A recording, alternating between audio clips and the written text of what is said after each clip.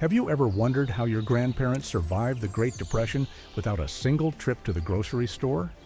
While we panic over empty shelves, they turn to foraging foods in the wilderness.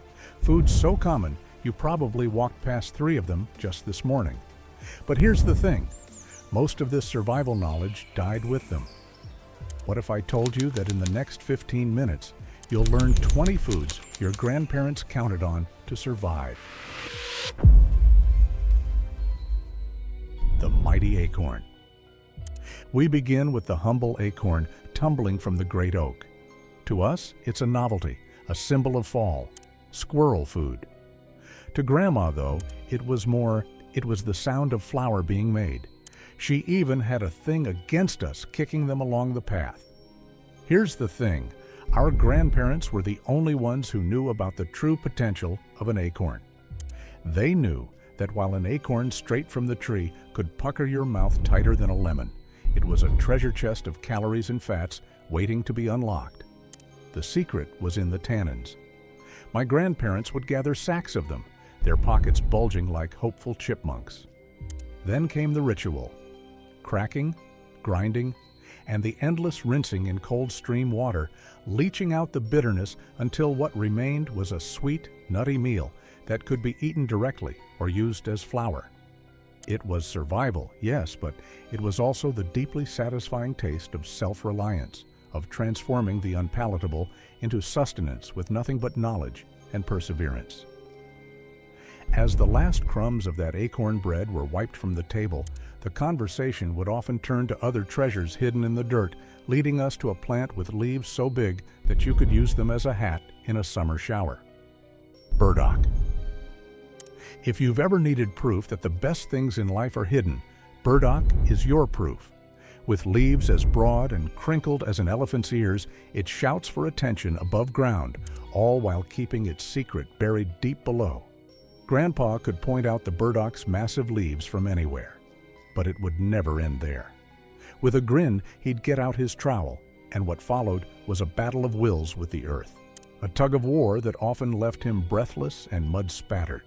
But the prize was worth it, a foot-long, dirt-covered taproot that looked like a forgotten parsnip.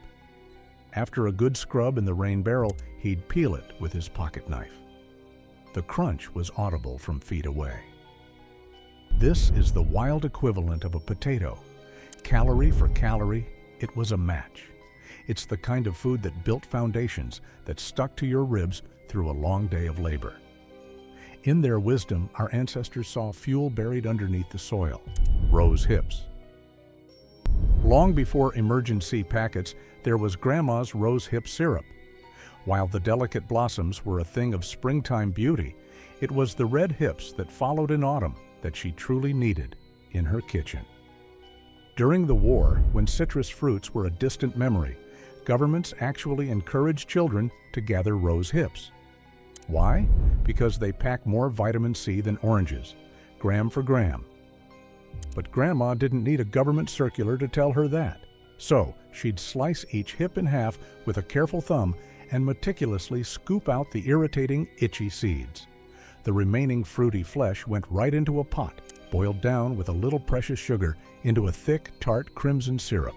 A spoonful of that syrup in a glass of water was your daily dose of health. Stinging nettles. Every child who ever ran through a field learned to recognize the stinging nettle the hard way, in an itching fit.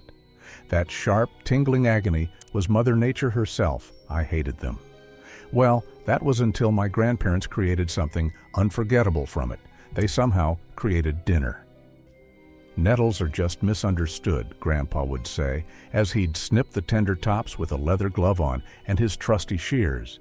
Then he'd hold the bunch over the campfire or plunge them into a pot of boiling water. The heat did its magic, completely disarming the stinging needles. What was left was a green that put even spinach to shame. Nettle soup, nettle tea, nettles steamed with a knob of butter. You name it. They knew from survival what we now confirm with science. Nettles are bursting with iron, protein, and vitamins. Once the old man's nettles had been tamed into a soup, the talk might turn to other, more elusive treasures, the kind you had to be quiet and patient to find we're talking about. Pine nuts. While we're used to buying them in tiny, expensive bags at the grocery store, our grandparents considered finding pine nuts a delightful scavenger hunt, a game of beating the squirrels to the prize, which they almost always lost at. But when they won, what awaited us was a tasty treat. The hunt was for the mature pine cones that had begun to splay open, their precious cargo tucked within like a picture in a locket. What we're talking about here is those tiny cream-colored nuts inside. Gathering them was a back-aching, finger-smashing labor of love. But the payoff was immense. A single handful of these rich, buttery nuts contains more calories than a handful of peanuts. They were the perfect pocket food for a long day in the fields or woods. Toasting them over the fire released an aroma that still delights me today. The rich, buttery satisfaction of pine nuts was a quiet, private joy, but the next flavor on our grandparents' wild menu was anything but quiet. It announced itself with a scent that could lead you through the woods blindfolded. Wild garlic. If you've ever been walking in a damp spring woodland and been met by a vast, white-carpeted glade that smells quite like garlic, well, good luck to you. You've found Ramson's, or wild garlic. For our grandparents, this was the unofficial start of the foraging year. There was no mistaking it. They wouldn't even need to see the clusters of starry white flowers. The scent was enough, and every part of the plant was fair game. The long, lush leaves were chopped into wild pesto or wilted like spinach, adding a gentle, garlicky flavor that was fresher and greener than its bulbous cousin. The flowers made a beautiful, edible garnish for a simple salad of dandelion greens. With wild garlic, a little is never enough. We'd always come back with armfuls and our clothes smelling of the feast to come. Elderberry. The elder tree never quite gave up its treasures easily. In late summer, its boughs would bend under the weight of heavy umbrellas of dusky purple berries. But this was nothing because the real test was in its preparation. If you don't know anything about elderberries, know this. The maroon stems contain the same cyanide precursors as apple seeds, which means steer clear in all caps. So, the tedious work began, gently combing the ripe berries from their toxic stems with a fork. When my grandparents did this, it meant story time for the rest of us.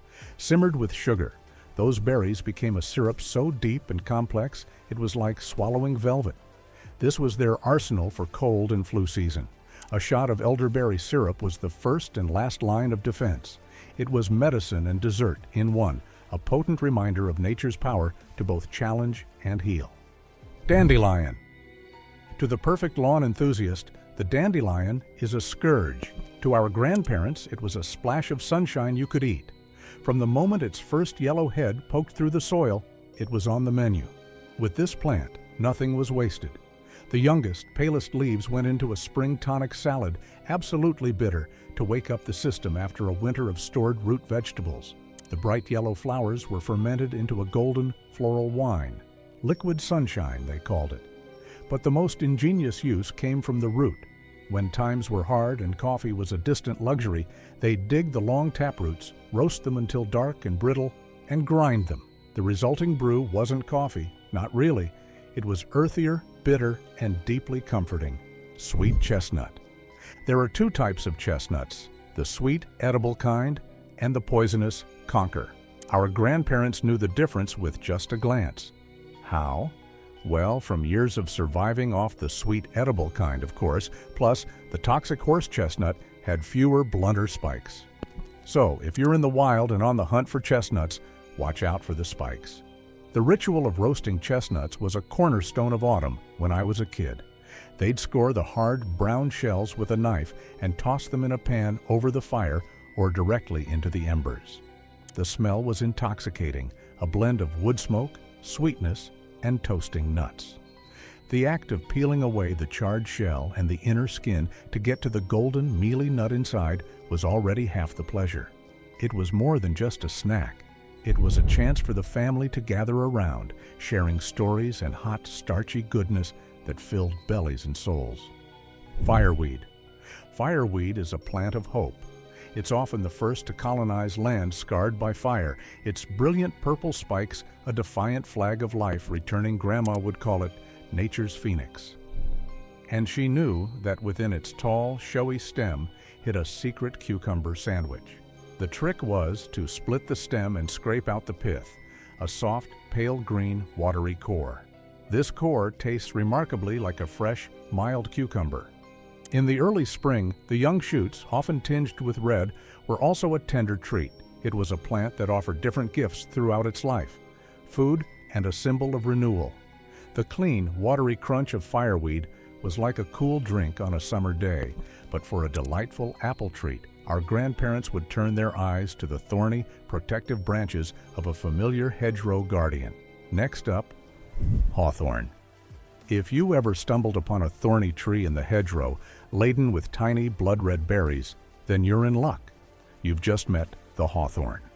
My grandparents had this deep respect and love for hawthorn, mainly because this thorny tree held one of their few sources of sweetness when they were younger. Its fierce thorns are there to protect its bounty, but for those daring and patient enough to navigate them, it offered a delightful snack. The trick was never to bite straight in. You had to gently squeeze the berry to pop the large, tooth-cracking stone out, then enjoy the sweet, appley flesh. But there's still a lot more to the hawthorn. In spring, the young leaves were a fresh, green nibble, a sign that the land was waking up. The sweetest things in life require a bit more care, and the hawthorn is a testament to this. The careful, deliberate enjoyment of hawthorn berries was a quiet pastime, but it stood in stark contrast to the next plant on the list, a tiny shamrock that would burst onto your tongue with the force of a flavor firecracker. Wood sorrel. Every kid who followed their grandparents into the woods knew to look for the shamrock with the heart-shaped leaves. This was wood sorrel, nature's own pocket-sized candy store. "Go on," Grandpa would urge, his eyes twinkling. "Try a little. It'll make your cheeks do a jig." And oh, it did. Plucking one of the delicate three-lobed leaves and popping it in your mouth was an instant shock of bright, lemony, appley tang. It was like sucking on a sour apple peel, a burst of pure, wild energy that could lift your spirits on the dreariest of days. They called it sour grass or fairy bells, and it was the ultimate on-the-trail refresher. Grandma would sometimes add a handful to a salad, transforming a simple bowl of greens into a zesty delicacy. They knew to enjoy it in moderation, of course, but a small handful was the perfect way to cut through the hunger of a long walk home. Poppy seeds. After the brilliant red petals of the poppy fell away, they left behind a curious pepper pot-shaped head. To our grandparents, this wasn't the end of the show. It was the main event. Cracking open those brittle, straw-colored pods revealed a universe of tiny, blue-black seeds. And these aren't just for topping bagels, no. There's a lot more to their story, you know. Our ancestors knew these seeds were one of the most calorie-dense foods in the entire natural world. A pocketful of these is like carrying a sirloin steak in your waistcoat. They are phenomenally high in fat, making them a powerhouse of energy. They can be eaten raw by the pinch, as an incredibly efficient fuel that could stave off hunger from a long day of work. The potent, hidden energy of poppy seeds was a secret of the open fields, but for a truly monumental feast, our grandparents would head for the wetlands for a plant known as the cattail. If you knew where to look, you never had to go hungry. That's the rule of the wild, and our grandparents knew all about the wild, which helped them survive. They knew that the murky edges of a pond held a veritable grocery store in the form of the humble cattail. And they were spot on. In early spring, the young shoots could be peeled and eaten raw, tasting like a crisp, mild cucumber. The roots, caked in mud, were a complex source of starch that could be pounded into flour. Later, the green, corn-dog-like flower heads could be boiled and eaten like corn on the cob. It was the ultimate all-in-one survival plant. It provided carbohydrates, greens, and even pollen that could be used as a high-protein flour. How about a little secret? If you're tired of eating the cattail's leaves, you could use them for weaving. No need to thank us. In summary, what you're looking at is a larder, a pharmacy, and even a hardware store, all rolled into one.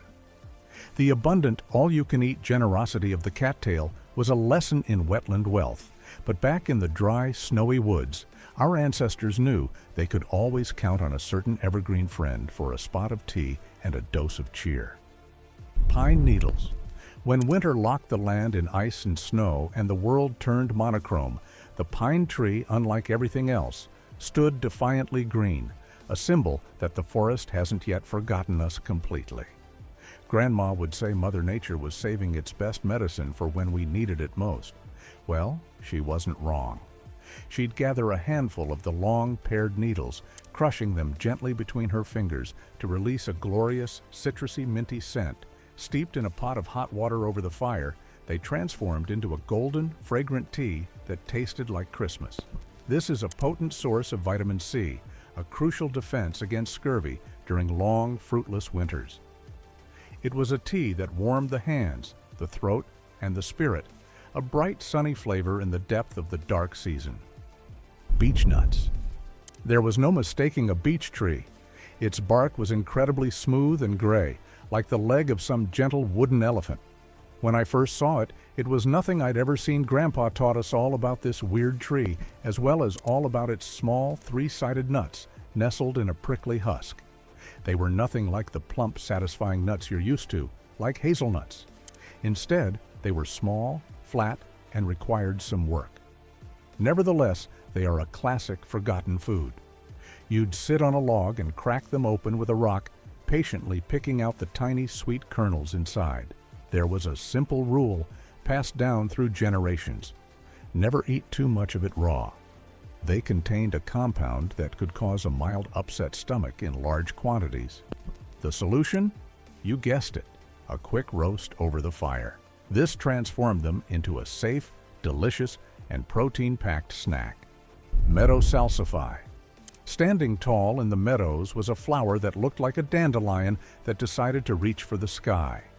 This was Meadow Salsify, nicknamed Jack Go to Bed at Noon, because its beautiful purple or yellow flowers would dramatically close up shop every afternoon. The real prize was underground. With a good yank, you could pull up a long, pale, parsnip-like taproot. After a good scrub, it revealed a flavor that was a cross between a parsnip and an oyster, which earned it the other name, vegetable oyster. It was a substantial, starchy root vegetable that could be roasted, boiled, or added to stews. Blackberry. The blackberry vine didn't ask for permission. It took over. It scrambled through hedgerows, snagged woolen socks, and created impenetrable thickets. But our grandparents saw through this challenge, and waiting on the other side is a sweet, sweet payoff. As Grandma would say, a few scratches are the price of admission for this pie. And yeah, the pie was more than worth the scratches. Everyone knew and loved the blackberry. But believe it or not, there's a lot more to this berry.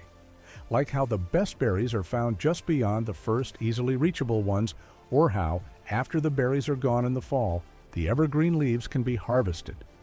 All you have to do is run your knife down the spine to remove the prickles, and the leaf itself can be eaten or brewed into a tea. This is a plant that gives twice. First, a summer of sweet fruit, then a winter of hardy greens. A blackberry patch is a gift that keeps on giving. Wood avens. Tucked away in woodlands and hedgerows, wood avens is a plant you could easily overlook. It had small, modest yellow flowers and a seed head that turned into a burr that would hitch a ride on your trousers. Well, there's more to this plant, like how all it takes is a few steps for it to become an edible treat. Start by unearthing a cluster of thin, wiry roots. After a rinse in a stream, you can dry them and use them to flavor soups, stews, and even ale. It was a natural spice rack, a way to add complexity and warmth to simple foraged meals. Its scent is also unmistakable, likened to cloves. Greater plantain. And so we end our journey not with a towering tree or a showy flower, but with a plant that thrives in being walked on. Greater plantain, with its broad, ribbed leaves growing in a rosette flat against the ground, is the ultimate survivor. You'll find it in every field, every path, every crack in the pavement. Its power is not in its taste. It's actually famously bitter, but in its sheer, unyielding nutritional might, modern analysis shows this trampled weed contains as much calcium as milk and nearly as much vitamin C as oranges. Our ancestors, through instinct and experience, knew it was a powerhouse. They would boil the leaves to mitigate the bitterness, consuming them as a vital survival green to ward off malnutrition. And so, from the trampled plantain at our feet to the lofty acorns overhead, the circle is complete. Our ancestors somehow did more than survive. They found joy and connected to the vast world outside their doorsteps. Tell us, did you grow up eating any of these wild foods? If this brought back some memories or you learned something new today, don't be a stranger. Hit that like and subscribe buttons. Until next time, my green-thumbed friends.